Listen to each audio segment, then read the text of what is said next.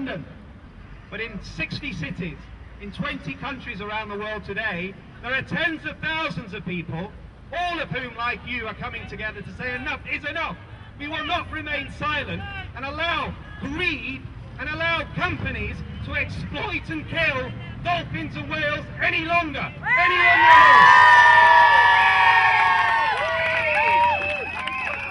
I'm very proud to work for Born Free. I'm very proud to be part of this debate, and I'm very proud to be British, because some of the biggest campaign events, some of the biggest focus on Taji, on the marine exploitation for dolphins and whales, is here in Britain. The British people are standing up, they're being counted, and in their thousands they're coming out every few months to say enough is enough.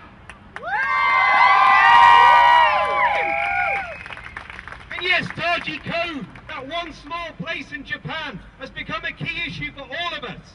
Now, many of you will remember in 2008 when the cove was made. Many of you might have been outside the Japanese embassy a few months ago, and Rick O'Barry was there with me talking about his own experiences of having worked in the 1960s in the entertainment industry to actually capture dolphins, and how he's gone through a whole journey, like many of us have, to know how cruel this is, and now how he campaigns about it around the world. The cove showed us the cruelty and the depravity of killing dolphins in Japan. But Japan is not alone. This happens in many other parts of the world as well. Now, the Japanese government and fishermen will tell you Taji is all about culture. It's all about the right for us to eat dolphin meat. Well, let's just be clear about a few things. Dolphin meat, compared to fish, has around 160 times the level of heavy metals like cadmium and mercury, which are very dangerous for anyone to eat. Most of the dolphin meat from the dolphins killed at Taji Cove doesn't get eaten. It ends up as dog food or as fertilizer. And the value of a dead dolphin at Taji Cove is around $400 to $600. The value, though, is not in the dead animals. The value is in the live ones. The ones that are taken because of the way they look, because of their unique characteristics, so they can be taken across the world to sit in concrete prisons for our entertainment. And they're worth, when they're trained, about $250,000 a piece. It's corporate greed that is driving the destruction and slaughter at Taji. It's nothing to do with culture. It's nothing to do with the right of people to eat dolphin meat. So let's never forget that.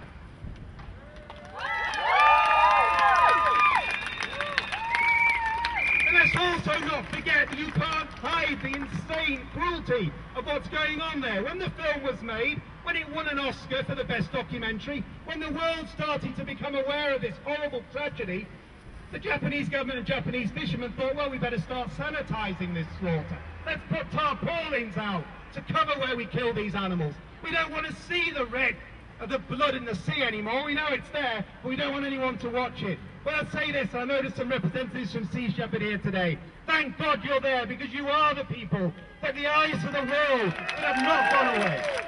That are there every day, in the rain and the cold, despite the threats, despite the intimidation, to tell the world what is going on. We're not going to go away, and we're not going to go silent. And when they kill these animals, they thought, well, we maybe shouldn't be spearing them. That's a bit barbaric and the world doesn't like it. Let's come up with another way of doing it. So we'll drive them into the cove, we'll tie them up by the tail, we'll haul them out of the water, and we'll stick a metal rod down into their spinal cord. It'll take 5 or 10 minutes to die in the most horrible, painful way possible with an animal that has a very, very complex nervous system. But who cares? But we care. That is disgusting. That is cruel. It wouldn't be acceptable in a slaughterhouse anywhere in the world. So why should we be killing dolphins this way? Do you think that's right? Do you? No! It isn't right. It's disgusting and it's horrible. And when people go to marine parks in America, or in Southeast Asia, Australasia, the Middle East, and they sit there with their ice creams and their sodas and their chips, and they're watching the dolphins doing tricks to entertain them, they better think about where those dolphins came from. They better think about the slaughter of all their pods, of all their social groups around them in front of their eyes. They better think about being dragged away and put on a 747 and flown across the world. They better think about being trained night and day to do things that are not natural to you at all. They better think about living in a concrete prison for 15 years and see how you would like it. Do you think that's entertainment? Do we think that's right? No! It isn't. It isn't right. It isn't good. It's cruel. It's horrible. But I'm afraid it makes an awful lot of money for many people who don't care. And it's not just marine parks anymore. There's even marine birthing centres. You can go to the Florida Keys and you can have a unique experience of having your baby with a dolphin. And you can pay tens of thousands of pounds for this experience. You've got marine midwives, these animals have become. But when these people are having their babies and having this unique experience, just think about the fact those dolphins were dragged away from their family when they were butchered in front of their eyes. Do we think that's right? No. Do we think that's something that we should all be proud of? No. No, we shouldn't. And you know what? We're not. We're standing up. We're telling people now that this might seem entertainment to you, but when you think about the cruelty involved, there's no entertainment at all. It must stop. But it means we have to educate people. It means we have to tell them about the reality. But you are having an impact. People often say to me that all these campaigns, you run up and down and make noises with your inflatable dolphins, make no difference. Well, you are making a difference. The World Association of Zoos and Aquariums over the last few months has had a dilemma, because its Japanese trade body, which is part of its umbrella group, has been taking dolphins from Targhee Cove after the slaughter and putting them into marine parks across the country. Now, the World Association of Zoos and Aquariums says it's against what goes on at Targhee Cove, but its Japanese member is doing exactly what it says it's against. But thankfully, because of the anger and the pressure that you brought to bear, the shame you brought to bear, that international body had to say to its Japanese component, you rather stop it or we kick you out. And the Japanese had to think, do we want to be kicked out? Do we want to be shamed? Or do we want to stay in? Well, they made the right choice. They stayed in and they're stopping taking live dolphins. It's a start. It won't stop other countries sending their representatives to Targhee, but it's a massive, massive step forward. And that shows that people power can work. And when we move our attention to SeaWorld, SeaWorld Parks are the most sophisticated entertainment business in the world. They turn over billions of dollars. They've got slick PR companies. They've got corporate lawyers coming out of their ears. But you have made their lives hell on earth. Quite rightly, because you have lifted the lid on the cruelty and the exploitation that is at the heart of that slick business machine.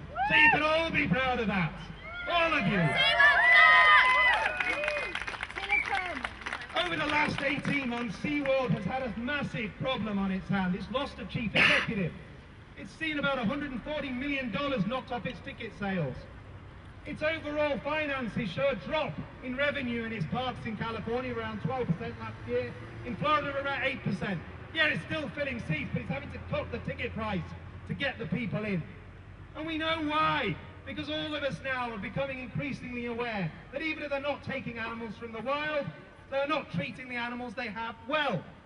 They're removing the young from their breeding stock, the calves, from their mothers far too early.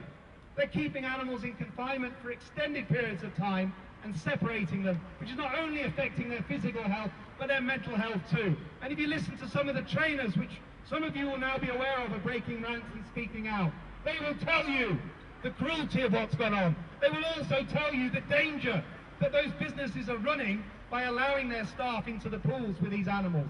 That's why some of them have been killed. That's why some of them have been seriously injured. So this is not only bad for animals, it's bad for people too. Woo!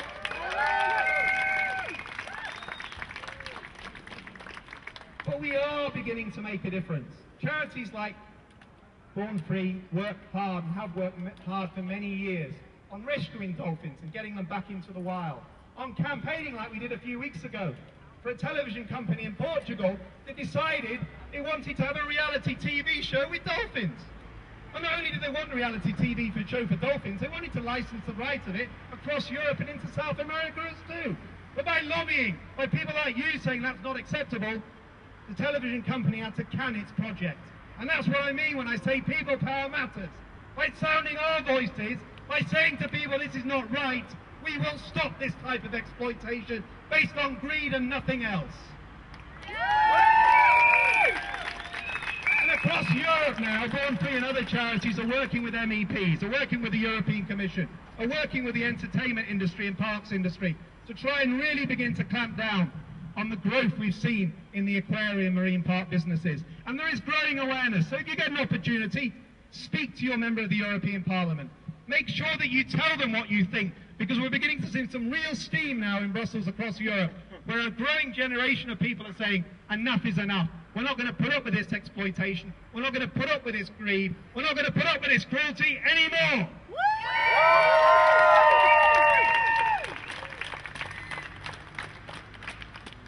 These animals do not have enough protection. CITES does not have any provision for the protection of dolphins, porpoises, and other small whale cetaceans. The International Whaling Commission has no provision either. There's no international framework to protect these animals. These animals have captivated us. We write about them. We're in love with them. They're everywhere when we think about entertainment or books or writing. Dolphins from our young age are a key part of all of that. Yet we give them no proper protection at all. Around the world, from pollution, from fishing, from illegal killing, from being taken to be put in marine park prisons or birthing centres, these animals have no proper protection at all. And we have to look over here to our MPs, to our legislators, to say to them, Britain, in the European Union, in the international community, the time has now come to give these animals the protection they deserve.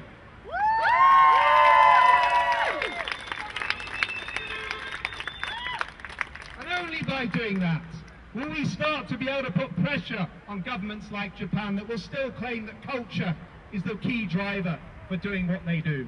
They need to learn, the Japanese government, that it's not socially acceptable to the rest of the world for you to slaughter dolphins at Taji Cove. They need to learn that we will take action as consumers to not buy Japanese products or not to travel to Japan if they don't change their practices.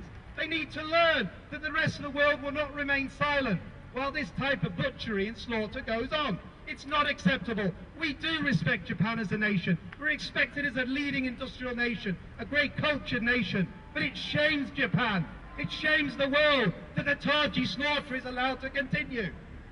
All of us should be against that, and all of us must continue to make our voices heard.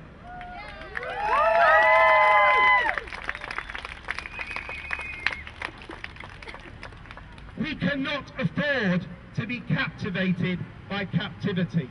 We cannot afford to remain quiet. We must care, but we must share our care with everyone else that shares the view or has concerns about treatment of these animals and many others around the world. We are an educated generation that has access to information that only 20 years ago none of us would have ever dreamed of. There is no one now at a click of a button that would not be able to find out information about exploitation in marine parks, about what goes on at Taji, about the cruelty, about the way these animals are treated. But then how do we react to it is the key. We must keep campaigning. This is one of the most successful social media campaigns in the world. The media have not been able to avoid Taji Cove because it's you that set the agenda. It's you that make them talk about this tragedy that continues to go on. And it goes the same for what happens at SeaWorld, and it's the same for what happens in places around the world. So keep fighting. Keep making your voices heard. Never remain quiet. Remember, at the end of the day, this is not about animal rights. This is about human wrongs. This is not about animal rights. This is about human wrongs. And when we accept that, when we wake up to the reality of what they're doing to these animals, we can say in 10 or 20 years' time that we were the generation that brought this barbarity, that brought this slaughter, that brought this exploitation to an end. And we can say to our children, and they can say to their children, that once, in a moment in time, we made a difference. So keep fighting. Empty the tanks is one day of many, but we won't go quiet. Thank you very much.